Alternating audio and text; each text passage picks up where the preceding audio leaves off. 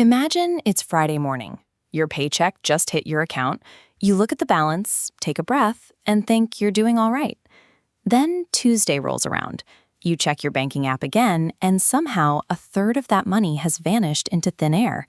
You didn't buy a new TV. You didn't book a vacation. The conventional explanation for this is simple. You don't earn enough, or you're spending too much on luxury goods. We're taught that building wealth is purely a function of the top-line salary number. But the math tells a different story. The wealth gap is heavily dictated by microscopic structural leaks that quietly drain accounts while you aren't paying attention. We live in an economy designed by corporate systems to continuously extract wealth through small, frequent transactions. These are systems built to pull value from your account in increments that are easy to ignore. Understanding these mechanics shifts the perspective from individual financial guilt to a clear-eyed look at how the modern economy functions. To defend your future wealth, you have to recognize the specific points where your money is being siphoned off. Convenience platforms often encourage us to prioritize short-term ease over long-term financial security. The most pervasive example is the app tax, found in delivery services. This stacked bar chart shows the true math of a delivery order. You start with a $15 baseline for a burrito, but the restaurant marks it up to $18 to cover platform fees.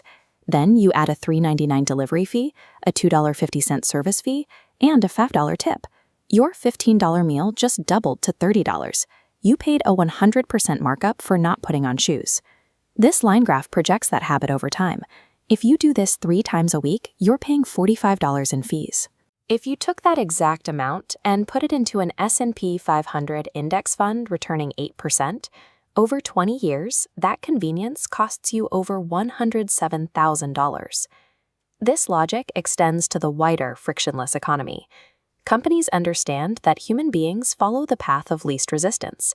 It takes 10 seconds to start a new subscription with biometric sign-up, but the cancellation process is a different story. Businesses calculate what they call a sludge factor. This is the exact amount of digital friction they can put in your way to make you give up on canceling a service. Because of this, bank audits show the average American spends $219 a month on subscriptions, nearly 150% more than they estimate. Digital convenience often masks a meticulously designed corporate toll booth. These interfaces are built to ensure a permanent, small-scale drain on your individual net worth. Financial institutions also use behavioral psychology to ensure continuous spending, starting with the structure of credit card debt. When a statement arrives for a $5,000 balance, the most prominent number is often the minimum payment. This exploits the anchoring effect, manipulating the brain into viewing a massive debt as a manageable monthly utility bill. This diagram reveals the math behind that anchor. On the left is your $5,000 borrowed principal. If you only pay that $110 minimum at a standard 24% interest rate, the right column shows what happens over a 9-year timeline. The interest paid dwarfs the original balance, bringing your total cost to $11,500. Minimum payments are engineered to maximize interest duration. Retailers exploit a similar biological mechanism with the cheap trap. The dopamine hit from finding a 50% discount overrides a logical assessment of quality. This leads to the constant repurchasing of low-quality, disposable goods rather than a single durable investment. On a larger scale, career advancement often triggers lifestyle creep. A salary increase usually prompts an immediate, disproportionate inflation of living standards. The psychological need for social signaling often causes expenses to rise faster than a new salary. A leased luxury car or a larger apartment can mean your income went up 60%, but your expenses went up 75%. We are coached to sacrifice long-term financial autonomy for brief moments of present-day dopamine. The extraction mechanics for the money sitting idle in your accounts are rarely seen by the average depositor. If you keep an emergency fund in a traditional checking account paying 0.01% interest, inflation acts as a stealth tax. At 3% inflation, the purchasing power of $10,000 drops to $9,700 in a single year. Legacy banks rely on this apathy, using your deposited funds to issue loans at high interest rates while paying you nearly zero in return. The most devastating math occurs in retirement and brokerage accounts through the expense ratio.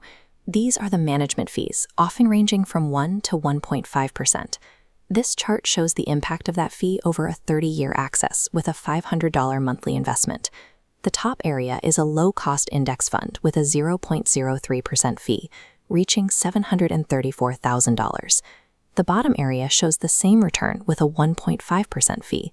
It leaves a phantom gap of $196,000. That fee is applied to your entire total balance every year, not just your profits. That single-digit percentage leads to a systemic loss of wealth. Over a career, it results in the legal confiscation of nearly a third of your total savings while you sleep. Leverage and peace of mind come from unseen, unspent capital.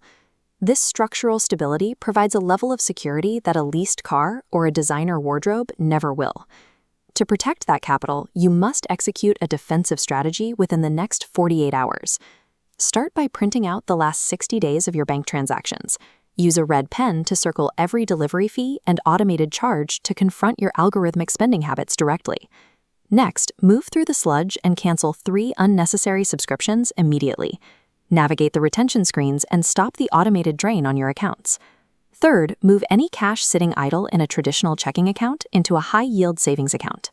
This takes 10 minutes online and halts the institutional stealth tax on your savings. Building wealth is a game of defense. By blocking these engineered leaks, you reclaim your life energy and allow your money to compound for your own freedom rather than for the system.